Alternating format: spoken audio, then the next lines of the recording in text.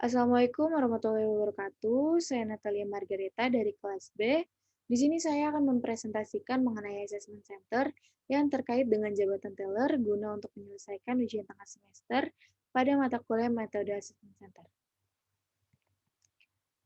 Saya akan menjelaskan assessment center itu apa. Assessment center ini suatu metode untuk memprediksi perilaku melalui beberapa simulasi dan beberapa penilai untuk mengukur kemampuan seseorang dalam menangani tanggung jawab di masa mendatang dengan menggunakan kriteria kesuksesan dalam jabatan tersebut.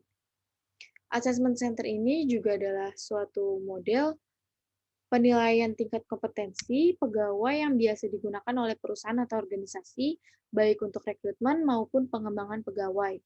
Dengan mengetahui tingkat kecakapan atau kompetensi pegawai, perusahaan mempunyai data yang valid dan dapat diandalkan untuk membuat keputusan bersifat organisasi.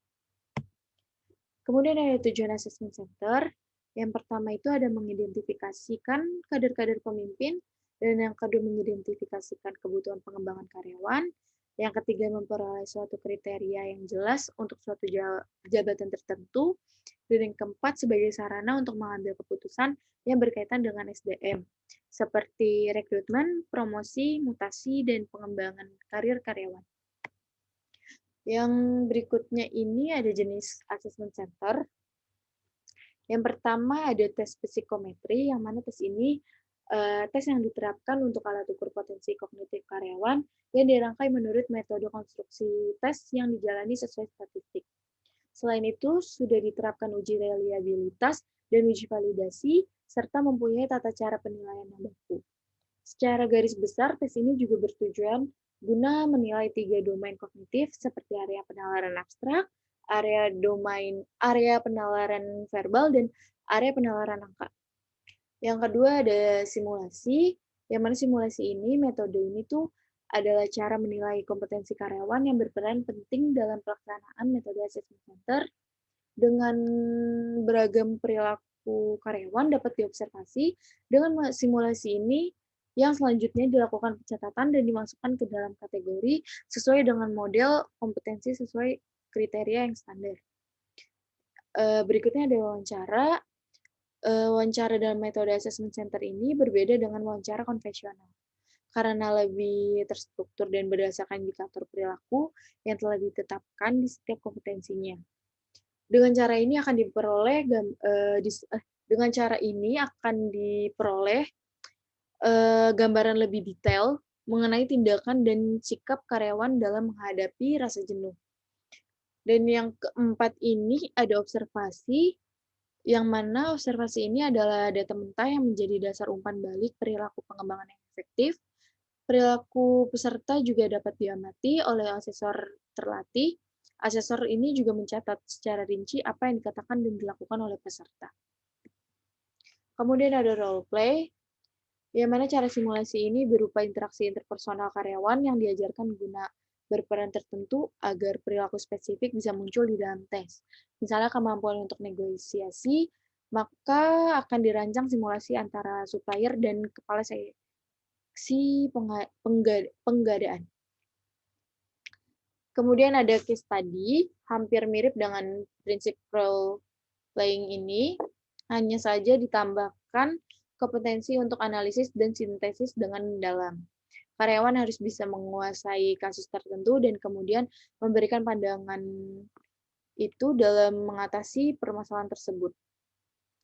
Kemudian ada presentasi, yang mana simulasi ini sangat dibutuhkan guna memberikan penjelasan produk tertentu dan mempengaruhi oleh orang lain.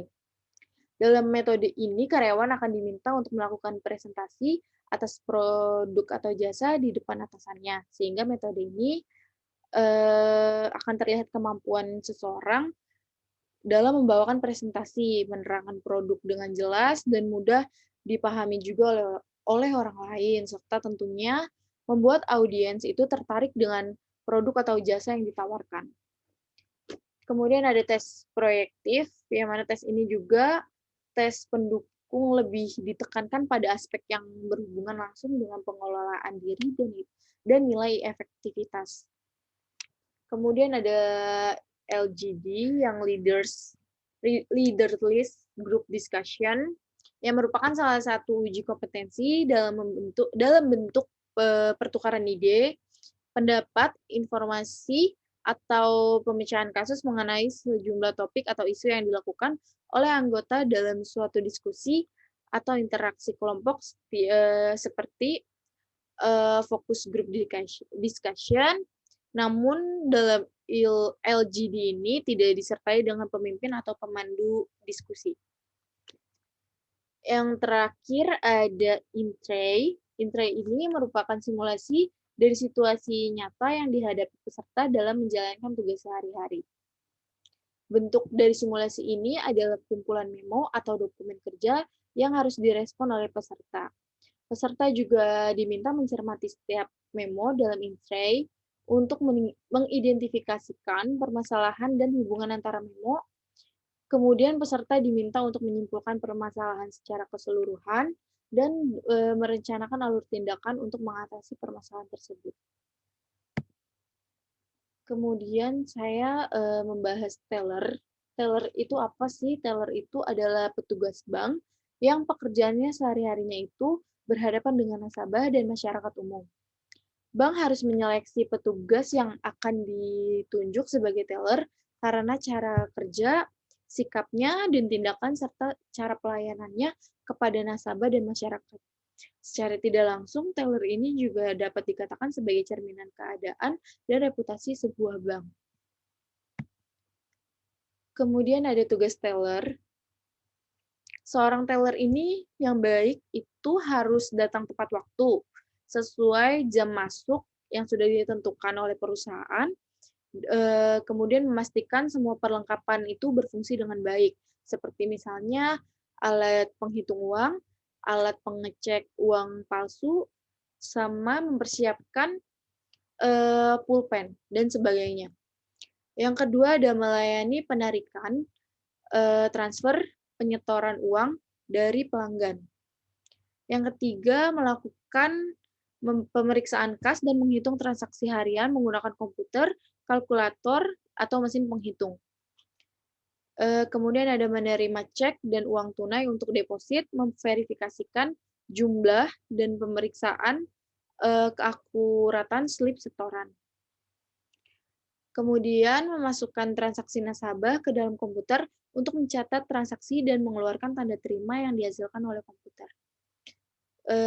Teller juga bertugas membantu dan melayani pelanggan terkait transaksi keuangan, terus juga mengidentifikasi kesalahan transaksi ketika debit dan kredit tidak seimbang, dan memproses transaksi seperti deposito, kontribusi rencana tabungan pensiun, transaksi teller otomatis, dan deposit email.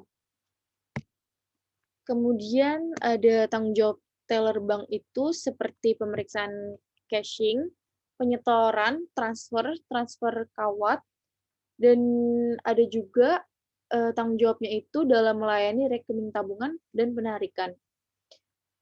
Pengumpulan pembayaran juga termasuk tanggung jawab dari si teller, dan mempromosikan produk lembaga keuangan itu seperti peminjaman, hipotek, dan lain-lainnya itu juga tanggung jawab teller bank, dan memberi arahan bisnis seperti kepercayaan, asuransi, pinjaman, dan lain-lainnya itu juga termasuk tanggung jawab dari teller.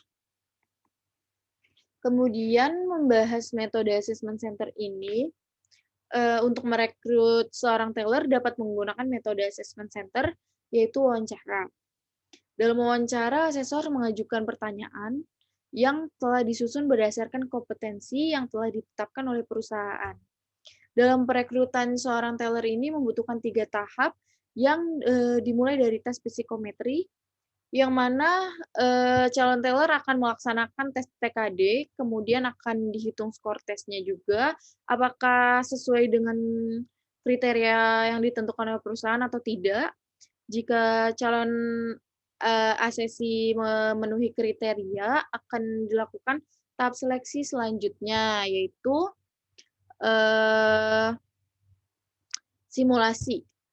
Dalam metode simulasi ini, calon teller akan melaksanakan uji praktek untuk mengetahui kemampuan calon teller dalam perhitungan dan mengelola data agar sesuai dengan model kompetensi sesuai kriteria standarnya. Setelah melakukan simulasi, calon teller akan diwawancarai sebagai tahap akhir dalam proses, perekrutan. Dalam proses wawancara ini, asesi, akan diberikan beberapa pertanyaan yang telah disusun oleh asesor berdasarkan kriteria yang ditentukan oleh perusahaan. Sekian dan terima kasih, kurang lebihnya mohon maaf. Wassalamualaikum warahmatullahi wabarakatuh.